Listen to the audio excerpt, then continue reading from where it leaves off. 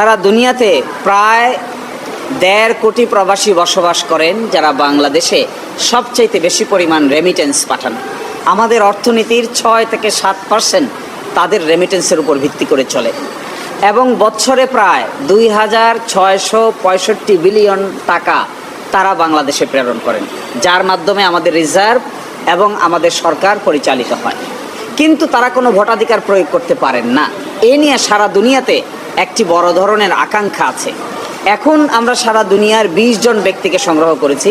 যুক্তরাজ্য, যুক্তরাষ্ট্র, Canada, Australia, Italy, Germany, France, Saudi Arab, Qatar, Kuwait, Malaysia, Spain, Portugal, এই সমস্ত দেশে যারা বসবাস করেন আমাদের ভাইয়েরা, তারার মধ্যে ২০ জন এসে আজকে একটি লিগ্যাল নোটিশ প্রেরণ করেছেন নির্বাচন কমিশন এবং সরকারকে, যেন তাদেরকে আগামী নির্বাচনের আগেই ভোটাধিকার প্রয়োগ করার সুযোগ করে দেওয়া হয়। এবং তাদেরকে যদি ভোটাধিকার প্রয়োগ করার সুযোগ করে দেওয়া হয়, তাহলে বাংলাদেশের ডেমোক্রেসিতে নতুন ডাইমেনশন যুক্ত হবে বলে আমরা মনে করি। এই জন্য আজকে এই নোটিশ পাঠানো হয়েছে। এক মাসের সময় দেওয়া হয়েছে নির্বাচন কমিশন এবং সরকারকে। যদি এই সময়ের ভিতরে তারা এটি সমাধান করেন, তাহলে তারা কোনো প্রশ্ন উত্থাপন করবেন না। কিন্তু যদি সমাধান না করেন, তাহলে বিষয়টি উচ্চ আদালতে গড়াবে। এই জন্যই এই লিগ্যাল নোটিশ পাঠানো হয়েছে।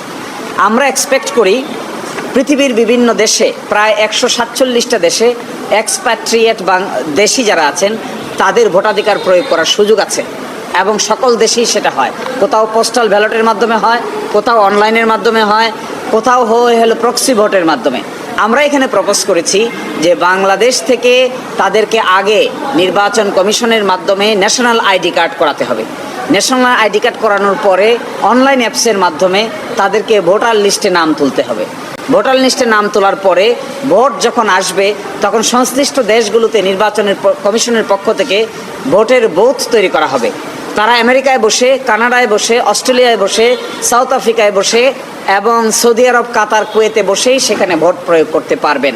যার বাড়ি যে এলাকায় হবে, তিনি সেই সাংবিধানিক কিংবা সংসদ সদস্য, সেই এলাকার সংসদ সদস্যকে তিনি ভোট দিতে পারবেন।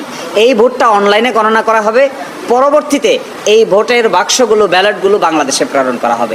এরই মাধ্যমে ১,৪৬,০০,০০০ মানুষ যারা ছড়িয়ে ছিটিয়ে আছেন, শিক্ষিত, দেশের জন্য উপকারী, তাদের ভোটাধিকার হলে বাংলাদেশের ডেমোক্রেসিতে নতুন ডাইমেনশন যোগ হবে বলে আমরা মনে করি।